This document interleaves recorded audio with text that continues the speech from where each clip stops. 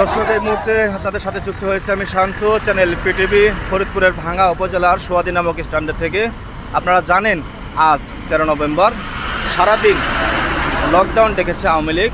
সেই লকডাউনের চিত্র এখানে কিছু সময়ের জন্য খুলে দেওয়া হয়েছে প্রশাসনের নির্দেশে।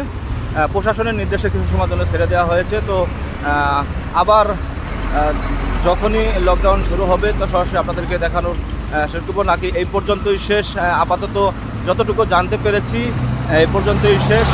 তারপরও যদি এখানের নতুন কোনো আপডেট, নতুন কোনো ঘটনা আপনাদের সামনে তুলে ধরতে পারি তো সেই পর্যন্ত চ্যানেলটির সাথে থাকবেন। আমি ততক্ষণ আপনাদের সাথে থাকার চেষ্টা করব।